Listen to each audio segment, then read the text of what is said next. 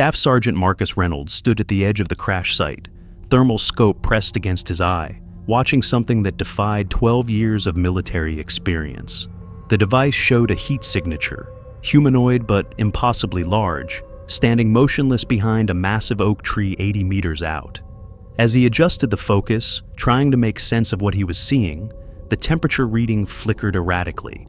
98 degrees, then 105, then back again. The signature shifted, moving behind the tree with unnatural fluidity, and then simply vanished from his scope entirely. The smell hit him next. Jet fuel, yes. The acrid chemical stench of JP-8 burning. But underneath it, something organic, primal, wrong. Like a zoo on a hot summer day mixed with rotting meat, and something sulfuric that made his eyes water. The odor came in waves, strengthening when the wind shifted from uphill, from the dense forest that surrounded the wreckage of the F-117 Nighthawk. Reynolds lowered the thermal scope, his hands trembling despite the cold. In his peripheral vision, the twisted black shape of America's most advanced stealth fighter lay scattered among shattered trees, still smoldering 3 hours after impact. The aircraft's angular, alien geometry looked even more otherworldly in the pre-dawn darkness, illuminated only by the pale green wash of his night vision optics. But it wasn't the aircraft that made his heart hammer against his body armor. It wasn't even the missing pilots, though that should have been his primary concern. It was the silence. The forest was completely, utterly silent. No night birds, no insects, no small animals rustling through undergrowth. Just wind through pine branches and the occasional creak of cooling metal from the wreckage. In 12 years of combat operations, Gulf War, Somalia, Bosnia, Reynolds had learned to trust his instincts. Right now, every instinct screamed danger in a way that had nothing to do with Serbian special forces or hostile fire. His radio crackled with static, then cleared momentarily. Rescue 1 Alpha, this is Rescue 1 Bravo. You seeing anything out there? Technical Sergeant David Chen's voice sounded thin, compressed by distance and interference. Reynolds pressed the transmit button on his radio. Negative contact, just something on thermal that doesn't make sense. How's the wreckage? More static. Setting charges now. Williams says we've got... The transmission dissolved into white noise. Say again, Bravo. You're breaking up. Nothing but static. Reynolds checked his radio. Fully charged, antenna intact, frequency correct. The equipment was functioning perfectly. The interference made no sense. Behind him, Senior Airman Jake Morrison and Airman First Class Tommy Rodriguez waited at the cave entrance, their weapons trained on the darkness beyond. The blood trail had led here, the two pilots' blood, smeared and dragged across limestone and moss, disappearing into absolute blackness that their night vision couldn't penetrate. And from inside, that darkness came the sound of breathing, wet, labored, and far too large to be human.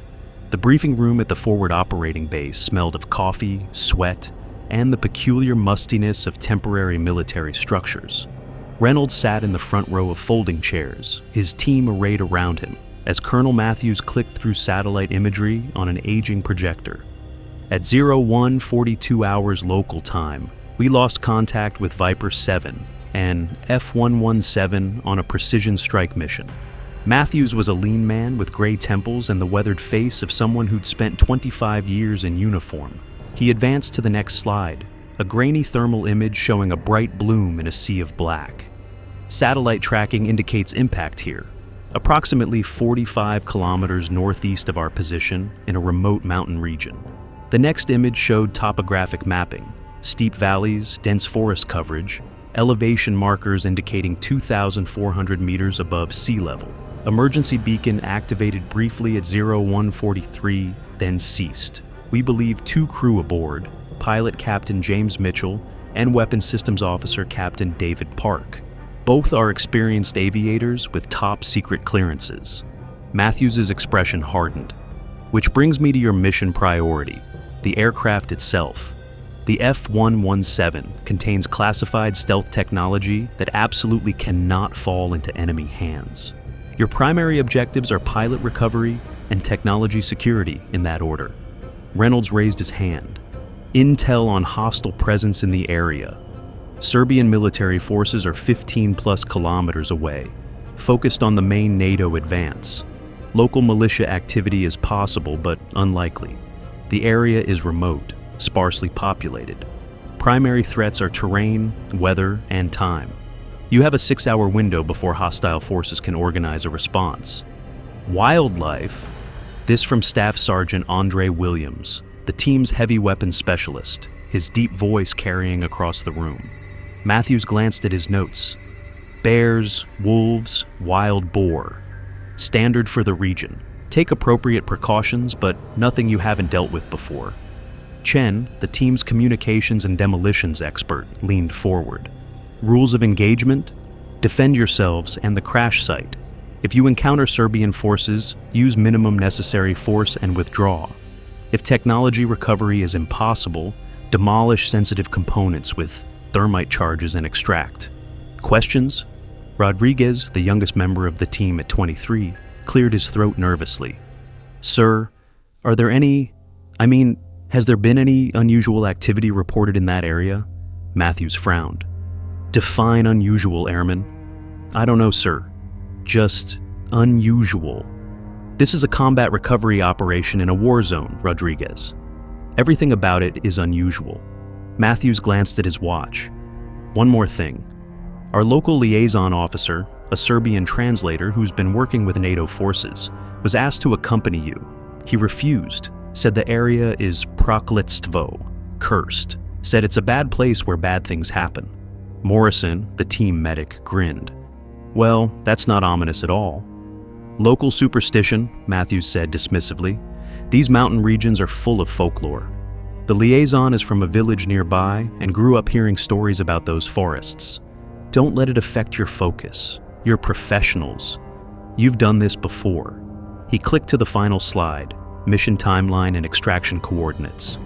Insert at 0330, complete mission by 0900, extract at designated LZ. 2 Pave Hawks for insertion and extraction. Apache gunship escort on standby. Combat controller team will man the extraction point. Any other questions? The room was quiet. Good. Get your gear. Wheels up in 90 minutes. As the team filed out, Reynolds caught a glimpse of someone standing at the back of the room, the Serbian liaison officer. A thin man in his 50s with salt and pepper hair and the deeply tanned skin of someone who'd spent his life outdoors. Their eyes met briefly. The man's expression wasn't fear, exactly. It was something worse, resignation, as if he were looking at men already dead. The Pave Hawk's interior vibrated with rotor noise, making conversation impossible without the intercom system. Reynolds sat in the crew chief's seat, watching his team through the dim red interior lighting. Morrison was checking his medical kit for the 3rd time, nervous habit disguised as thoroughness. Chen had his eyes closed, either sleeping or meditating, hard to tell which. Williams sat stone-faced, massive hands resting on his M240 machine gun. A rosary wrapped around his left wrist, the cross his grandmother had given him when he deployed to the Gulf War 8 years earlier. Rodriguez stared out the window into darkness, knee bouncing with nervous energy. They were good men, elite even. The Air Force Pararescue pipeline had an 80% attrition rate, 2 years of training that broke most candidates. Swimming miles in full gear, combat diving, free-fall parachuting, high-altitude mountaineering, trauma medicine, survival training in every environment imaginable. The motto was, "So others may live," and these men lived it. Reynolds had commanded this team for 2 years, trusted them with his life, knew their strengths and weaknesses better than he knew his own. The crew chief's voice crackled through his headset. 5 minutes to insert point. Reynolds keyed the intercom. 5 minutes, weapons check. The team moved with practiced efficiency. M4 carbines with AN/P, EQ, 2 infrared lasers, loaded and on safe. Pistols, Beretta M9s, chambered with 1 in the pipe. Morrison carried a medical ruck, weighing 70 pounds. Chen had the demolition charges, communication equipment, and backup GPS. Williams lugged the M240, belt-fed and loaded with 200 rounds of 7.6, 2 NATO, plus another 400 rounds in assault packs. Rodriguez carried extra ammunition for everyone, plus the AT-4 rocket launcher, just in case. Night vision optics mounted on helmets. Thermal scopes for long-range observation. Radio check, all 5 radios functioning on primary and backup frequencies. Each man carried survival gear, water, and rations for 72 hours. Total pack weight, 80 to 120 pounds, depending on the man. They'd done this before. Afghanistan, Iraq, training exercises in every hostile environment the Air Force could devise. This was just another mission, except it wasn't. The helicopter banked hard, descending rapidly. Through the open door, Reynolds could see nothing but darkness. No lights, no civilization. Just endless black forest stretching to the horizon. The moon was hidden behind heavy cloud cover, occasional gaps showing pale illumination that made the landscape look even more alien and hostile. 1 minute, the crew chief announced. The team stood, hooking fast rope carabiners to the deployment line. The helicopter flared, nose up, as the pilots brought it into hover 60 feet above a small clearing. Wind whipped through the open doors, the rotor wash creating a maelstrom of debris and noise. "Rope! Rope! Rope!" the crew chief shouted, kicking the fast rope out the door. Reynolds went first, gripping the thick rope and sliding down into darkness. His boots hit soft ground, forest floor covered in moss and decomposing leaves. He immediately moved to the perimeter, weapon up, scanning through night vision optics. Morrison came next, then Chen, Williams, and finally Rodriguez. The helicopter pulled away immediately, the sound of rotors fading quickly into the distance, leaving them in profound silence. Reynolds went to one knee, listening. Behind him, he could hear his teams breathing through their microphones, the soft rustle of equipment as they oriented themselves. The clearing was small, maybe 40 meters across, ringed by massive trees, old growth forest, some trunks wider than oil drums. The ground was uneven, covered in ferns and thorny undergrowth. Visibility through night vision was limited to about 30 meters before the forest became an impenetrable wall of green-white static. Something about the clearing felt wrong, too perfect, too circular, as if carved deliberately from the surrounding forest. The trees at the perimeter showed old scarring, deep gouges in the bark that looked almost like claw marks, but far too high, 7 or 8 feet up the trunks. "Rescue 1, Overwatch, comms check," Chen whispered into his radio. "Rescue 1, Overwatch reads you Lima Charlie. Proceed to objective. Check in at 0400. Roger, Rescue 1 moving." Reynolds hand signaled the team into formation. He'd take point, Williams on rear security, everyone else in between. They moved out, heading northeast toward the crash site 400 meters away. Their GPS units showed the route clearly, a straight line through dense forest, slight uphill grade, no major obstacles. The forest swallowed them whole. Within 50 meters of the clearing, the canopy overhead closed in, blocking even the minimal moonlight. Their night vision optics rendered everything in shades of green and gray, but depth perception was compromised, shadows playing tricks. The temperature dropped noticeably, from near freezing to well below. Reynolds' breath misted in front of his face. The silence was oppressive. No night birds singing, no insects buzzing, no small animals rustling through undergrowth. Just their footsteps, the creak of equipment, and the whisper of wind through pine needles. After 10 minutes, Morrison's voice came through the radio, barely a whisper. "Anyone else notice how quiet it is?" "Stay focused," Reynolds replied, but he'd noticed. In 12 years of operating in wilderness environments, he'd never experienced silence like this. Something was wrong, but he couldn't articulate what. They pushed deeper into the forest, moving slowly, carefully, every sense alert. The terrain grew more difficult. Hidden roots that caught at boots, sudden dips and rises in the ground, thorny bushes that tore at uniforms. The old-growth trees created a maze, forcing them to weave between massive trunks. 20 minutes in, Rodriguez called halt. "Got something here." The team converged on his position. Rodriguez was kneeling beside what looked like a game trail crossing their path, his infrared flashlight illuminating the ground. There, pressed into soft mud near a small stream, were tracks. Reynolds knelt, examining them. Large impressions, roughly the shape of a human foot, but wrong. 18 to 20 inches long, 5 distinct toe marks spread unusually wide. The depth suggested immense weight, 300 pounds minimum. Claw marks were visible at each toe. Bear? Morrison suggested, his voice uncertain. Williams examined the tracks more carefully, tracing the outline with one finger. Bears don't walk upright for this distance. Look at the spacing, consistent bipedal stride, 6-foot gait, maybe longer. Chen pulled out his camera, against regulations, but he had a habit of documenting everything, and took several photos using infrared. Could be anything. Lots of weird animals in these mountains the locals never see. Reynolds stood, scanning the tree line with his thermal scope. Nothing. Keep moving. Stay alert. But the tracks unsettled him. The size was wrong. The gait was wrong. Everything about them was wrong. They continued northeast, following the GPS. But now every shadow seemed to hold potential threat.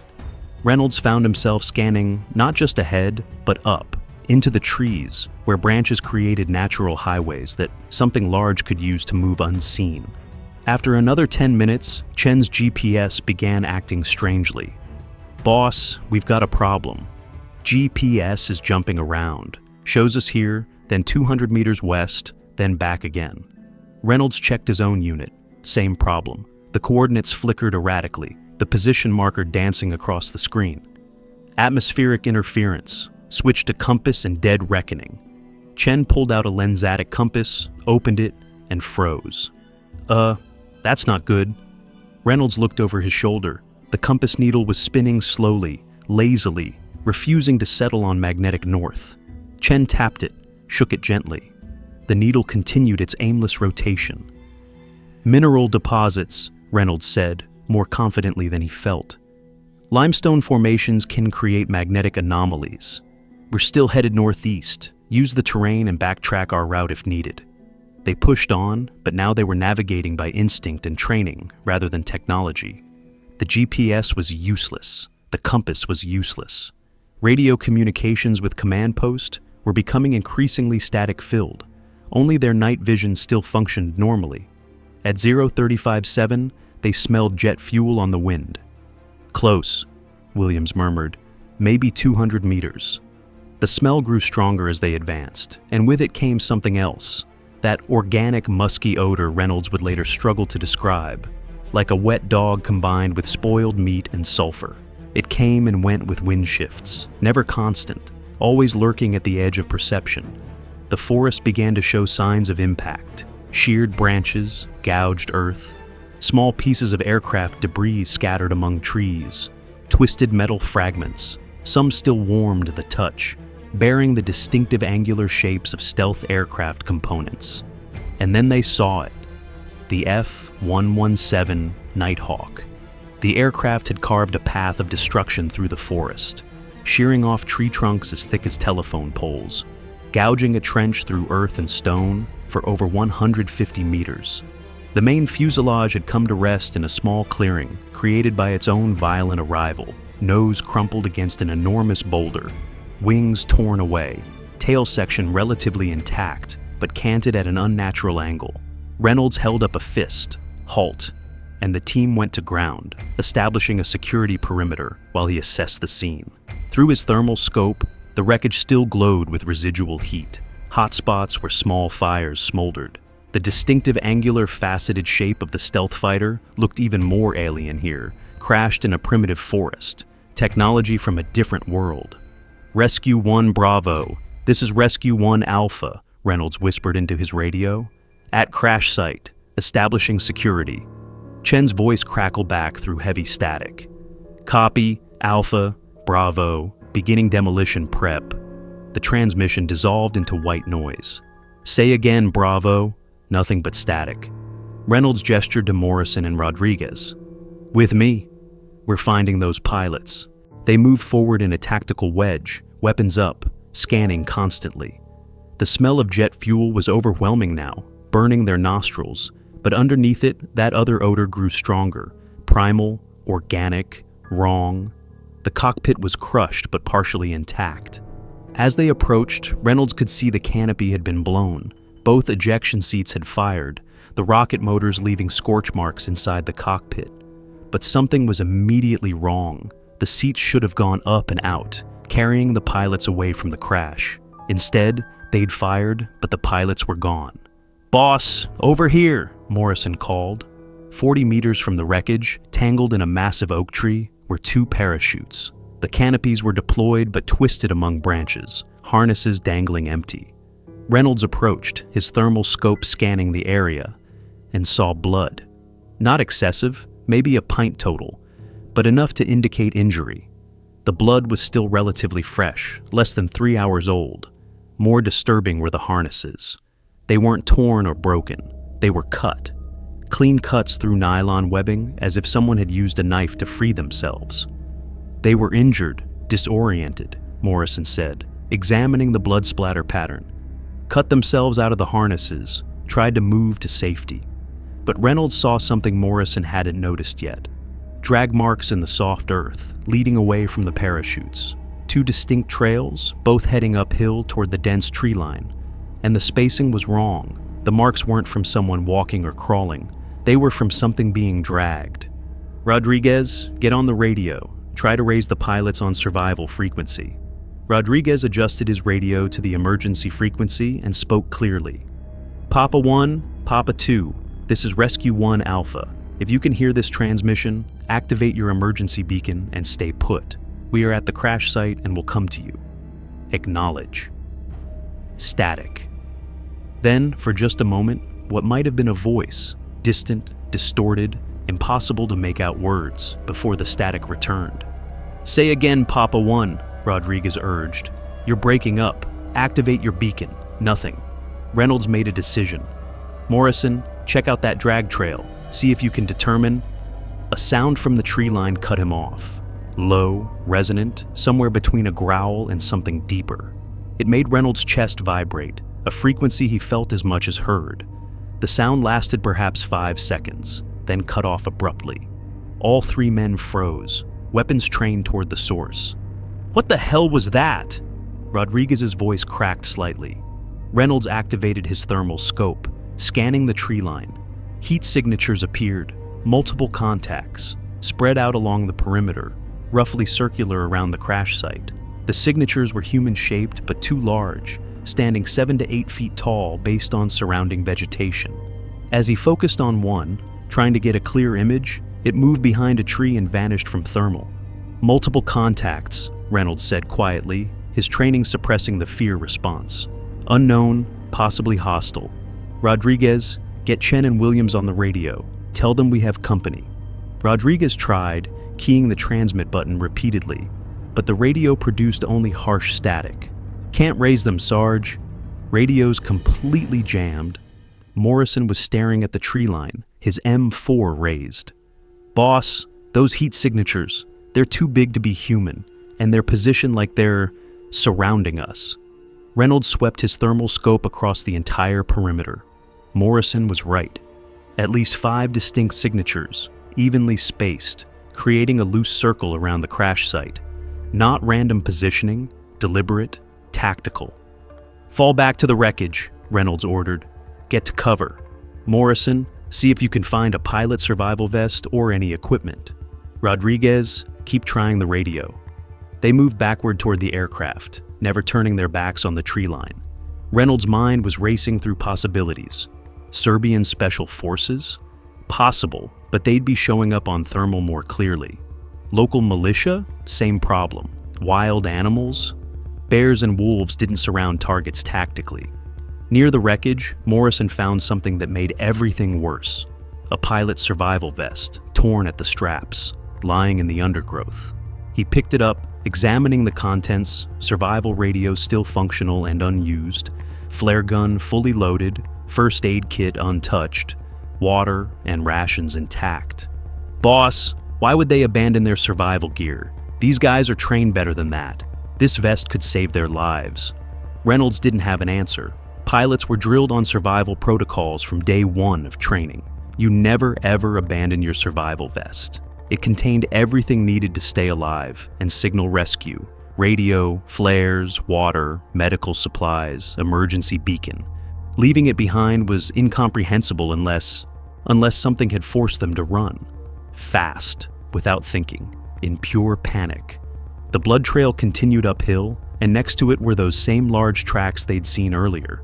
Not following the blood trail, accompanying it. On both sides, as if something had walked alongside the injured pilots, hurting them. "We need to find them," Reynolds said. "Morrison, Rodriguez, with me. We follow that trail." "Sarge," Rodriguez's voice was tight with fear. "Maybe we should regroup with the others first. Get the full team together." Reynolds understood the fear. He felt it too, a cold weight in his stomach that had nothing to do with the temperature. But 2 pilots were out there, injured, possibly dying. The mission was clear. We find the pilots. That's the job. Stay close, stay alert, weapons hot. They began following the blood trail uphill. The grade grew steeper, the forest denser. The drag marks were clear in their infrared flashlights, 2 distinct trails, intermittent blood, and those impossibly large tracks on either side. After 50 meters, Morrison whispered, "Boss, I need to say something." "Make it quick." "That blood pattern. It's not dripping, it's smeared, like something's carrying them. And the spacing of those drag marks, they're too regular, too consistent. A person stumbling wouldn't leave marks like that." Rodriguez added, his voice shaking slightly. "And those tracks. They're not random, they're pacing the blood trail, like something was hurting them, guiding them somewhere." Reynolds wanted to dismiss it as imagination, stress, fear making them see patterns that weren't there. But he'd seen the same things, drawn the same conclusions, just hadn't wanted to voice them. The forest seemed to close in around them as they climbed. The trees grew more densely packed, branches creating a canopy so thick that even their night vision struggled to penetrate. Shadows moved in their peripheral vision, or seemed to, but whenever they looked directly, nothing was there. The feeling of being watched was overwhelming now. All 3 men felt it, a prickling on the back of the neck, an animal awareness of predator eyes tracking their movement. After another 100 meters, they found a pilot's boot, single flight boot, still laced tight, lying beside the trail. Blood inside, significant amount. Reynolds picked it up, examining it by infrared light. The boot hadn't been removed normally. There were tear marks on the leather, as if it had been ripped off. Taped to the inside of the boot, as pilots often did, was a survival radio and a spare pistol magazine. The pilot hadn't removed the boot voluntarily. It had been torn from his foot. "Jesus!" Morrison breathed. A sound erupted from ahead, maybe 200 meters uphill. A howl, but not quite. Deeper than a wolf, more resonant than a bear, carrying an otherworldly quality that made Reynolds' chest vibrate. The sound echoed through the mountains, lasting 8 or 10 seconds before cutting off abruptly, leaving only silence and the ringing in their ears.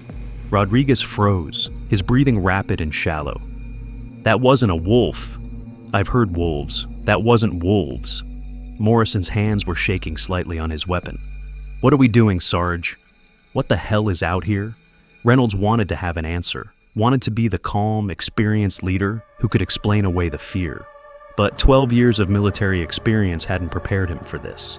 Nothing in the training pipeline, no combat deployment, no survival school had covered what to do when something impossible was hunting you. "We find the pilots," he said, because that was the mission, and missions were all that made sense in moments like this. "Stay tight. If anything moves, shoot first."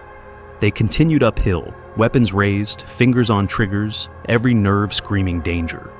The blood trail grew more pronounced, larger smears now, as if the injured pilot was losing more blood, growing weaker. The trees began to thin slightly, opening into a rocky area. Limestone outcroppings jutted from the earth, creating natural formations, and, ahead, darkness that was different from the forest darkness. A cave. The blood trail led directly to a cave entrance, 12 feet tall and 8 feet wide, opening into absolute blackness that their night vision couldn't penetrate. Reynolds halted the team 20 meters from the entrance. The smell here was overwhelming. That organic rot, wet fur, decay, sulfur, all of it concentrated and amplified. Morrison gagged, had to turn away, breathing through his mouth. "They're in there," Morrison said quietly. "The pilots are in that cave. Reynolds activated his thermal scope, pointing it at the cave entrance. Nothing. The scope showed nothing inside, complete black, as if thermal radiation itself was being absorbed. He'd never seen that before. Caves should show temperature variations, air movement, something. This showed nothing at all. Rodriguez's radio suddenly burst to life with painful static. Then Chen's voice, barely comprehensible through interference. Alpha, where? Our surrounded need. Then silence. Chen, say again, Rodriguez hissed into his microphone. Rescue 1 Bravo, respond. No answer. From inside the cave came sound, wet breathing, labored and heavy. Movement, something large shifting position. The scrape of claws on stone, and then, impossibly, a human voice. Weak, desperate, barely a whisper. Help. Please. Someone help. One of the pilots. Alive. Inside the cave. Reynolds felt his training and his human instinct war with each other. Training said, establish communications, wait for backup, don't split the team further, assess the threat. Instinct said, run, get away from here. Something is terribly wrong and you need to leave now. The pilot's voice came again. Please, I can't, it's coming back. We're going in, Reynolds decided. Morrison, prep your medical kit. Rodriguez, cover our 6. Stay tight, stay weapons ready. If anything moves that isn't human, shoot it. They approached the cave entrance slowly, the smell making their eyes water.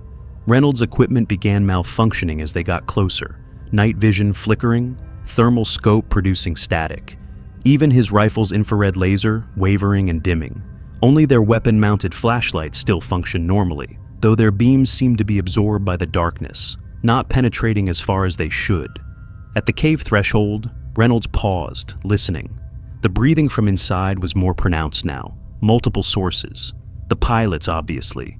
But something else too, something large. The respiratory rate slower, deeper, each breath moving an enormous volume of air. Into the cave, Reynolds whispered, slow and steady. They entered the darkness. The cave sloped downward immediately, the angle steep enough that they had to watch their footing on slick stone. Water dripped from stalactites overhead, each drop echoing in the enclosed space. The walls narrowed to perhaps 6 feet wide, forcing them into single file. Reynolds on point, Morrison in the middle with medical gear, Rodriguez bringing up the rear. Reynolds' night vision continued flickering, the image washing out intermittently, forcing him to rely more on his weapon-mounted flashlight. The beam cut through darkness that seemed almost solid, revealing limestone walls stained with mineral deposits and, disturbingly, what looked like claw marks, deep grooves scraped into stone that no animal native to the region should be able to create. The smell was unbearable here, concentrated by the enclosed space. Pure predator, urine, feces, decaying meat, all overlaid with that musky scent that triggered something primal in Reynolds' hindbrain. Every instinct screamed that he was entering a carnivore's den, that he was prey walking into a predator's lair. After 30 meters of descent, the tunnel opened into a wider space. Reynolds' flashlight swept across a small chamber, maybe 20 feet across, with several side passages leading deeper. Stalactites hung from the ceiling like teeth. The floor was littered with bones, animal bones, Reynolds hoped, though some looked disturbingly long and thick. And there, against the left wall, was Captain James Mitchell. "Doc, on me," Reynolds whispered, moving forward while Rodriguez covered the side passages. Mitchell was in bad shape. His left leg was clearly broken. Compound fracture, bone visible through torn flight suit. Multiple lacerations across his torso, some deep enough to require immediate suturing. He was conscious but shocky, shivering violently despite the relatively mild cave temperature. His flight suit was torn in several places, chunks missing as if something had grabbed him with clawed hands. Both boots were gone, his feet bloodied and raw. Morrison knelt beside him, immediately beginning assessment. "Sir, can you hear me? Can you tell me your name?" Mitchell's eyes focused on Morrison with difficulty. "Captain James Mitchell. Oh God. Oh, thank God you're here." His voice was hoarse, desperate. "You have to get me out. It's coming back. It always comes back." "What's coming back, sir?" Reynolds asked, scanning the chamber, his weapon raised. "Who did this to you?" "Not who." What Mitchell grabbed Reynolds' vest with surprising strength. "Not human, not human. Eyes like..." God, the eyes. It took David, dragged him deeper. I couldn't stop it. So strong, impossibly strong. Morrison was setting up an IV line, preparing morphine. "Sir, where's Captain Park? Your WSO question mark." "Deeper." Mitchell pointed toward one of the side passages with a shaking hand. "It took him that way. Maybe 20 minutes ago?" He was screaming, and then he stopped. Reynolds made a decision he'd regret for the rest of his life. "Doc, you stay here with Captain Mitchell. Get him stabilized. Rod, with me. We're finding Park." Morrison looked up sharply. "Sarge, we shouldn't split up. Not in here. Mitchell needs medical attention now, or he dies. Park is still alive, might still be savable. This is the mission." Reynolds tried to sound confident, authoritative, but even to his own ears his voice sounded hollow. Rodriguez was staring at the passage Mitchell had indicated, his face pale even in the green wash of night vision. "Sarge, maybe we should..." "That's an order, Airman." They moved toward the side passage, leaving Morrison to work on Mitchell. Reynolds could hear the medic behind them, speaking in low, reassuring tones as he administered morphine and began treating the worst lacerations. The passage sloped downward again, narrowing to perhaps 4 feet wide. The ceiling lowered, forcing them to hunch slightly. Water dripped constantly, each drop amplified by the acoustics. Their flashlight beams revealed more claw marks on the walls, these ones fresher, the stone recently gouged. "Boss," Rodriguez whispered, "my weapon light is getting dimmer." Reynolds checked his own. Rodriguez was right. The beam seemed to be weakening, absorbed by darkness that had a physical quality to it. And his night vision was almost useless now, flickering so badly it was disorienting. They were being reduced to nearly blind navigation in a hostile environment. After another 50 meters, the passage opened into a larger cavern. Reynolds' failing flashlight swept across a space perhaps 40 feet wide and 20 feet tall. The ceiling was lost in darkness above, stalactites hanging down like the roof of some Gothic cathedral. The floor was uneven, covered with loose stones and what looked like old bones, definitely animal bones. He could see a deer skull, but other bones he couldn't identify, too large, wrong proportions. And in the corner, still alive, was Captain David Park. He was sitting against the cave wall, staring at something on the opposite side of the chamber. His right arm was clearly broken, bent at an unnatural angle. His back showed claw marks through his shredded flight suit, 4 parallel gouges that had cut through nomex and skin, deep enough to show muscle. His face was sheet white with shock and blood loss. But he was conscious. His eyes tracked to Reynolds and Rodriguez as they entered, and he held up his good hand in a stopping gesture. His lips moved, forming words barely audible. "Don't move. If you don't move, maybe it won't." Reynolds followed Park's gaze across the cavern. 2 eyes reflected his flashlight beam, yellow-green, set wide apart, 8 feet off the ground. As Reynolds' brain processed what he was seeing, the creature stood to its full height.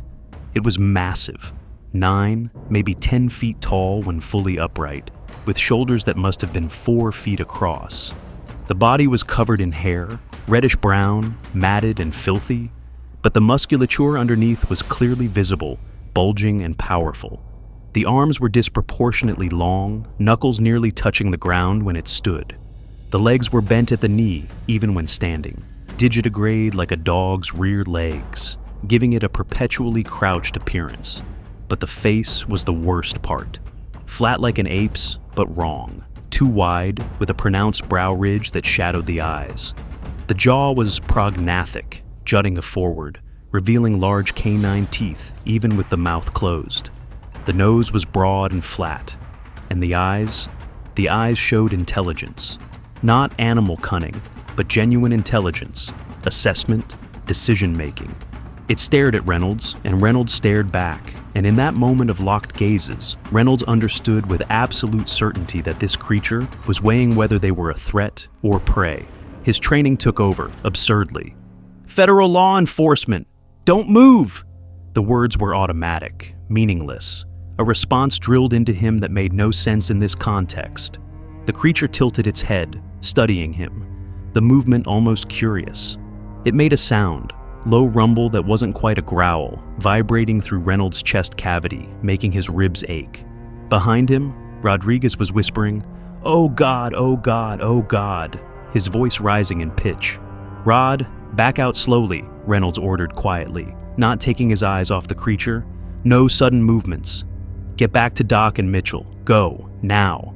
I'm not leaving you, Sarge." "That's an order. Go." The creature made its decision. It rose to full height, opened its mouth impossibly wide, and roared. The sound in the enclosed cave was overwhelming, painful, making Reynolds' ears ring and his vision blur. It wasn't just noise, it was a physical assault, a sound so loud and so deep that it affected every organ in his body. And then, it charged. The creature dropped to all fours and lunged forward with shocking speed, covering half the distance to Reynolds in 2 seconds. Reynolds fired, full auto burst from his M4, 10-round center mass at 15 meters. The muzzle flash strobed the cave, revealing the creature in terrible detail with each shot. The bullets impacted. Reynolds saw the impacts, saw dark blood spray, but the creature barely slowed.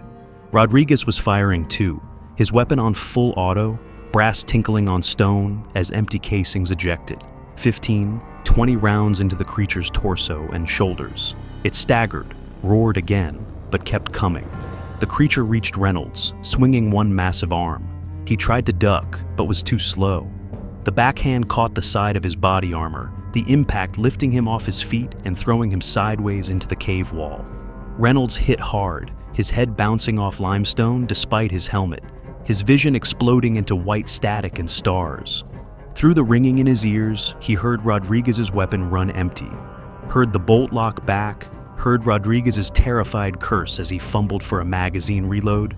The creature turned toward the younger man, advancing on all fours, blood dripping from multiple wounds, but showing no sign of stopping. Reynolds' vision cleared enough to see Rodriguez fumbling the magazine, dropping it, the metal clattering on stone. The creature was 10 feet away, 8 feet. Rodriguez abandoned the reload attempt and drew his pistol, a Beretta M9, firing as fast as he could pull the trigger. 9mm rounds impacted the creature's head and chest, some missing in his panic, some hitting but not stopping it. The creature reached him, rising to 2 legs, towering over the young airman. One massive hand, 5 fingers tipped with 3-inch claws, reached out. Rodriguez tried to dodge, slipped on loose stone, fell backward. The creature's hand closed around his leg. Reynolds had drawn his own pistol, was firing from his position against the wall. 3 shots, center mass on the creature's back. It roared, released Rodriguez, turned its attention back to Reynolds. "Park!" Reynolds shouted. "Can you move?" The injured pilot was staring in shock, but seemed to process the question. "Yes, I think so." "Rodriguez, move! Get Park! Fall back!" Rodriguez scrambled to his feet, his leg already showing massive bruising where the creature had grabbed him, but miraculously not broken. He stumbled to Park, grabbing the pilot under the arms, dragging him toward the passage exit. The creature was advancing on Reynolds again, more slowly now, bleeding from multiple wounds but still moving, still aggressive. Reynolds fired his remaining rounds, 3 shots to the creature's head at close range. The creature staggered, fell to one knee, shook its head as if dazed. Reynolds didn't wait. He ran. He grabbed Rodriguez, who was struggling with Park's weight, and together they half-carried, half-dragged the injured pilot up the passage toward the chamber, where Morrison and Mitchell waited. Behind them, the creature was roaring again, the sound echoing through the caves, and they could hear it moving, following, pursuing. "Doc!" Reynolds shouted ahead. "Heavy contact!" "Bug out now." Morrison appeared at the passage entrance, took one look at them, understood immediately. Mitchell was already on a makeshift litter. Morrison had used a space blanket and 2 broken stalactites as poles. "Go, go, go!" They ran through the cave system, Morrison dragging Mitchell's litter, Rodriguez and Reynolds supporting Park between them. Their flashlights bounced wildly, creating a disorienting strobe effect. Behind them, getting closer, they could hear the creature pursuing, the scrape of claws on stone, the heavy breathing. the occasional roar that made the cave walls vibrate. They burst from the cave entrance into the relative openness of the forest, the pre-dawn darkness feeling almost bright after the absolute blackness of the cave. Reynolds' radio suddenly burst to life. Alpha, respond. Rescue 1. Alpha, what's your status? Overwatch, Rescue 1. Alpha is under attack. Reynolds gasped into the microphone, still running. Unknown hostiles. Biological, large animals. Request immediate extract. Static, then confusion in the command post operator's voice. Rescue 1. Clarify hostile type. Serbian forces? Negative. Biological. Unknown species. Multiple hostiles. They were moving downhill now, back toward the crash site. We need gunships. We need them now. A pause that lasted too long, then, Rescue 1, say again, biological. Just send the fucking helicopters. Reynolds screamed into the radio. Behind them, the creature emerged from the cave, silhouetted against the darkness. And it wasn't alone. 3 more forms emerged from the tree line on either side. Similar size, similar shape. They'd been waiting. This had been planned, coordinated. The team ran through the forest, branches whipping at their faces, roots catching at their boots. Mitchell and Park were both screaming in pain as their injuries were jarred by the rough movement. Morrison was gasping, the strain of dragging the litter showing. Rodriguez was limping badly, his leg where the creature had grabbed him barely functional. The creatures pursued through the trees. Reynolds caught glimpses in his dying night vision, massive forms moving through branches, dropping to the ground, flanking them. They were being herded back toward the crash site. Morrison turned, fired a burst from his M4 blindly into the darkness. The weapon's muzzle flash revealed one of the creatures barely 20 meters away, still advancing despite the gunfire. "Don't stop!" Reynolds ordered. "Keep moving!" The crash site was ahead. Reynolds could see the glow of the wreckage on his thermal scope, and he could hear gunfire. Heavy, sustained machine gun fire. Chen and Williams were already engaged. They burst into the clearing around the wreckage. Williams was behind the aircraft's torn wing section, his M240 machine gun, firing controlled bursts into the tree line. Chen was to the right, using aircraft debris as cover, firing his M4 and cursing steadily. "Form on Williams," Reynolds ordered. "Defensive position." They reached the makeshift barricade. Williams glanced at them, his face showing shock at their condition. Bloodied, terrified, dragging wounded. What the hell happened? "Contact!" Multiple hostiles. Reynolds dropped behind cover, reloading his weapon with shaking hands. Unknown biological entities, large, bipedal, aggressive. We need immediate extract. "Already called it in," Chen said, firing another burst. "Birds inbound, ETA 10 minutes, but we've got multiple contacts all around us. They're not animals, boss. Animals run from gunfire. These things are attacking." The creatures emerged from the tree line on multiple sides. Reynolds saw them clearly now, in the scattered illumination from the burning wreckage. 5, 6, maybe more. All similar in size and appearance to the one from the cave. All advancing despite the gunfire. Williams opened up with the M240, the heavy machine gun firing in sustained bursts. Tracer rounds lit up the darkness, showing the impact points on the lead creature's torso. It staggered, fell, rose again. Williams poured more fire into it, 40, 50 rounds, before it finally fell and stayed down. But 2 more were advancing from different directions. "I'm hitting them!" Williams shouted. "They're not going down!" Chen fired his M4, then switched to the underslung 40mm grenade launcher. The hollow thump of the launch was followed by an explosion 40 meters out, high explosive round impacting one of the creatures directly. The blast was devastating, the creature blown backward, clearly dead or incapacitated. "Grenades work!" Chen called. "But I've only got 2 more rounds." Rodriguez had taken up position on the left flank, firing his pistol. His rifle was empty, magazine lost in the cave.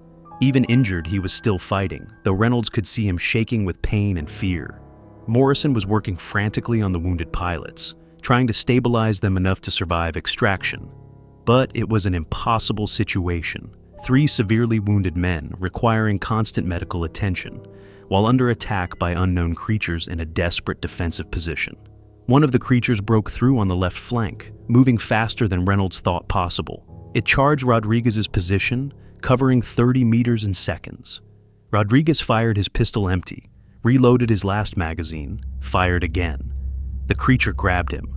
Its massive hand closed around Rodriguez's leg, the claws punching through fabric and flesh. Rodriguez screamed, a high, thin sound of pure agony, as the creature lifted him off the ground and began dragging him toward the tree line. Reynolds and Morrison both fired, pouring rounds into the creature.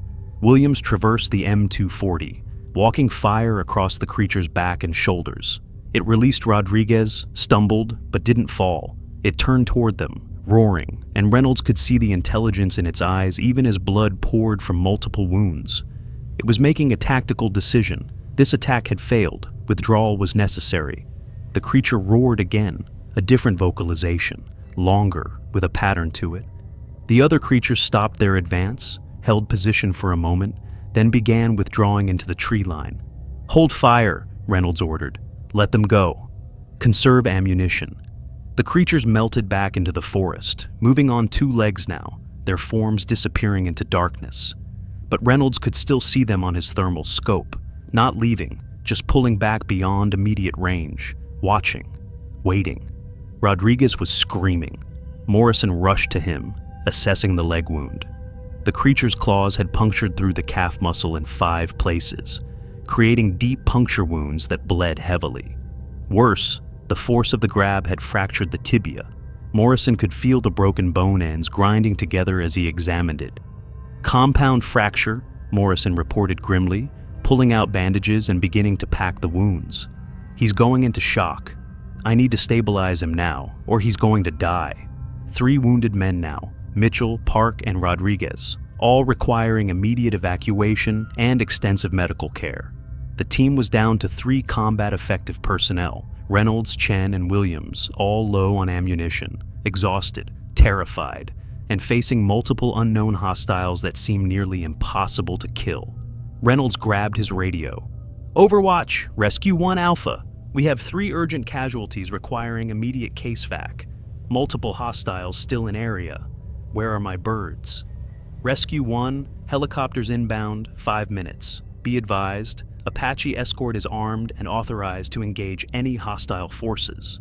Roger. Tell the Apaches the hostiles are large, biological, moving through trees, not human. Repeat, not human." Another pause. "Rescue 1, confirm you said not human?" "Confirmed. Unknown biological entities. Large bipedal creatures, extremely aggressive, nearly impervious to small arms fire." He could imagine the confusion in the command post. But right now, he didn't care. He needed those helicopters, needed to get his wounded out, needed to survive the next 5 minutes. The largest creature Reynolds had ever seen emerged from the tree line. It was at least 11 feet tall, proportionally massive in every dimension. Its shoulders were impossibly broad, the arms thick with muscle. Scars crossed its chest, old injuries, possibly bullet wounds from previous encounters. This was the Alpha, the leader. It walked on 2 legs exclusively, not dropping to all 4s, its posture almost upright. It stood at the edge of the clearing, just beyond effective range, and made a deep vocalization, not a roar, something more complex. A sound with patterns, almost like speech. The other creatures appeared from the trees, forming a rough line. 1, 2, 3. Reynolds counted 7 distinct individuals, all focused on the Alpha, all clearly waiting for direction. "They're intelligent," Chen said quietly, his voice showing the same horror Reynolds felt. "They're coordinating. That big one is giving orders." The Alpha studied them for a long moment. Reynolds stared back, his weapon raised but not firing. The range was too great, the ammunition too precious. Besides, he had the terrible feeling that attacking now would provoke a full assault his team couldn't survive. The creature made another vocalization, shorter this time. The other creatures began withdrawing into the forest, moving backward, maintaining visual contact but creating distance. The Alpha was the last to withdraw, holding position, its eyes locked on Reynolds. Then it was gone, vanished into the darkness as if it had never existed. "What the hell just happened?" Williams asked. It decided we weren't worth the casualties, Reynolds said. It's smart enough to do that kind of math. Smart enough to know those helicopters are coming and what they mean. The sound of rotors grew louder, 2 Pave Hawks inbound from the southwest, running lights visible against the pre-dawn sky. And higher, flying Overwatch, an Apache gunship with its distinctive profile and thermal imaging system that could see through darkness and trees. The helicopters flared over the clearing, fresh troops fast roped down, a new security team, additional medics, more firepower. The new arrivals looked shocked at the scene, blood everywhere, 3 severely wounded men, the team's terrified expressions, brass casings scattered like confetti, and in the tree line, 3 dead creatures. The new team leader, a Captain Reynolds didn't recognize, approached. "What the hell happened here?" Reynolds met his eyes. "You wouldn't believe me if I told you. Try me." We were attacked by unknown biological entities, large bipedal creatures, approximately 8 to 10 feet tall, extremely aggressive and intelligent. We have 3 confirmed kills, multiple wounded, and at least 7 more still in the area. Reynolds gestured to the tree line. "The bodies are out there. You'll want to secure them before enemy forces arrive." The captain's expression shifted from skepticism to shock as he looked where Reynolds was pointing. Even from this distance, in the improving light of approaching dawn, the bodies were visible, far too large to be human, clearly not any known animal. A radio crackle interrupted them. "Command post override. Senior officers taking direct control. Rescue 1 Alpha, this is Colonel Matthews. Extract immediately. Specialized recovery team is inbound to secure the crash site. You and your team are to board the helicopters and return to base immediately. Do not wait. Do not document anything further. Extract now. Acknowledge." "Understood," Reynolds replied. "Extracting now." The wounded were loaded first, Mitchell, Park, and Rodriguez, all unconscious now from morphine and shock. Morrison climbed aboard to continue medical care during the flight. Chen grabbed his camera, started taking photos of the scene, but a senior officer immediately confiscated it. "You won't need that, Sergeant." Williams boarded, his M240 still in hand, still scanning the tree line. Reynolds took one last look at the crash site, at the bodies in the distance, at the forest that had nearly killed them all. The helicopters lifted off, banking hard to gain altitude quickly. As they climbed, Reynolds looked down at the clearing. Fresh troops were establishing a perimeter, but even from altitude he could see movement in the trees, heat signatures appearing on his thermal scope, dozens of them circling the crash site. The creatures were still there, still watching, waiting for the humans to leave so they could reclaim their territory. As the helicopters pulled away, Reynolds saw a Chinook heavy-lift helicopter approaching from a different direction, unmarked, with no identification numbers. Behind it, 2 more Apaches flew escort. The specialized recovery team, arriving to secure the bodies and remove all evidence before anyone could study what had really happened in those mountains. The interrogation room at the forward operating base was small, bare, with concrete walls and fluorescent lighting that hummed constantly. Reynolds had been sitting here for 6 hours, answering the same questions over and over from different people. Intelligence officers, senior commanders, medical personnel, legal advisors. "Walk me through it again," the intelligence officer said. He was a colonel, no name given, his rank insignia the only identification. From the moment you encountered the first anomaly. Reynolds repeated the story.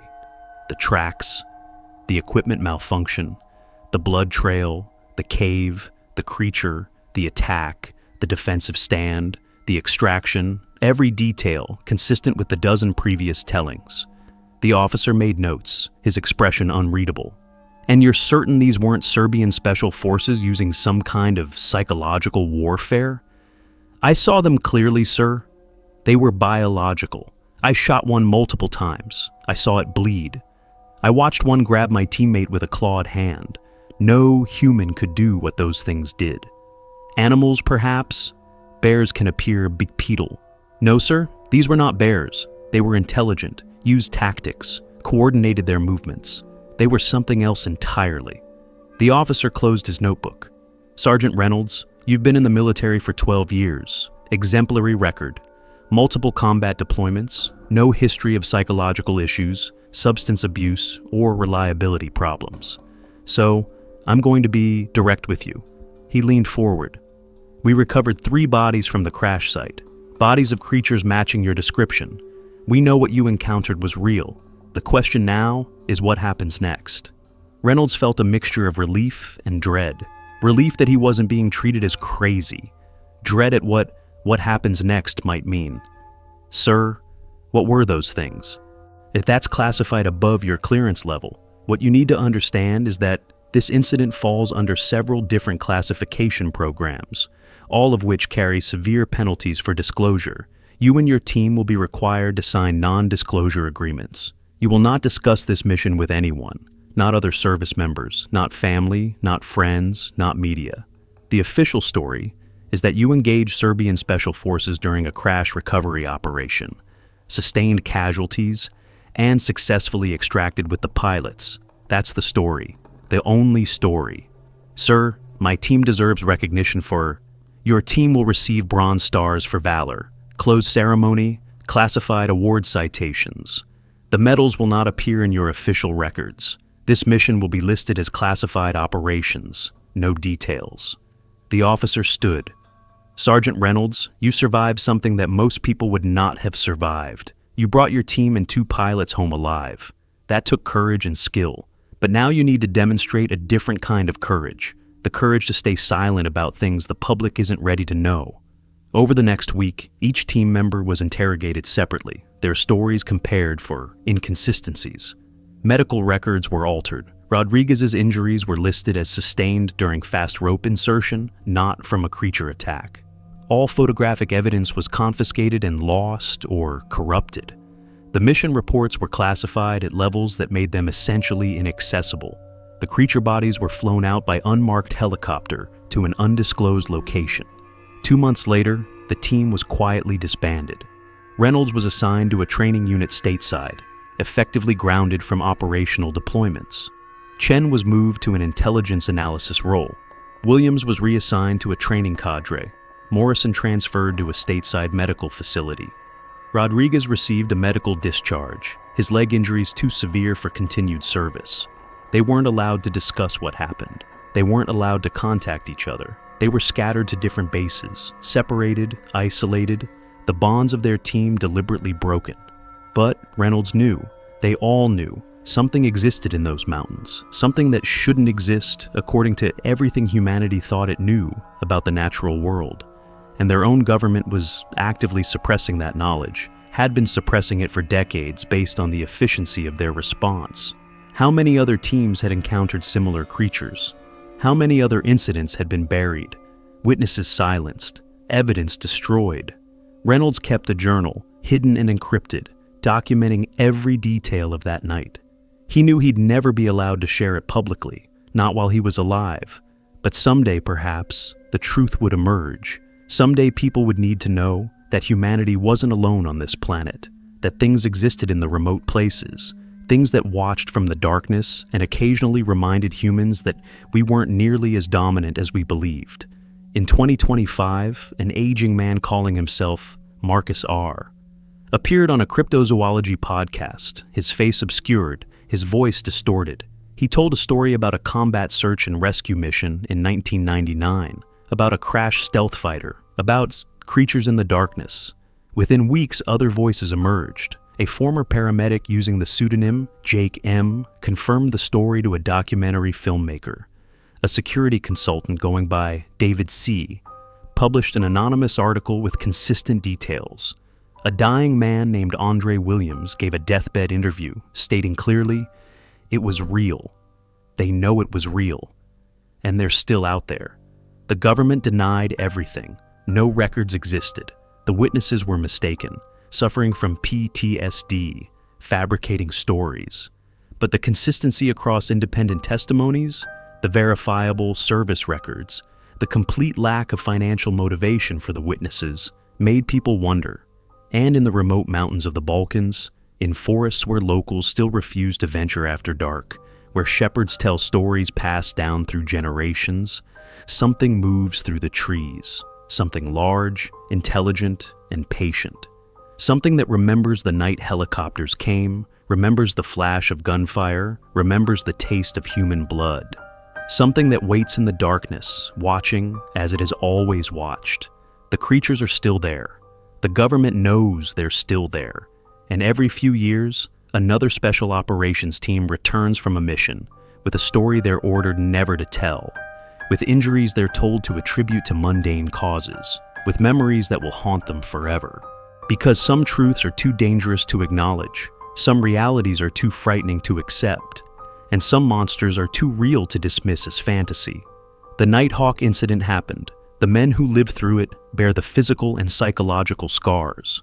The creatures they encountered exist, living in the spaces humans rarely venture, in the places maps mark as empty wilderness. And someday, perhaps, the full truth will emerge. But, until then, the darkness keeps its secrets, the government maintains its silence, and somewhere in the mountains, something watches and waits.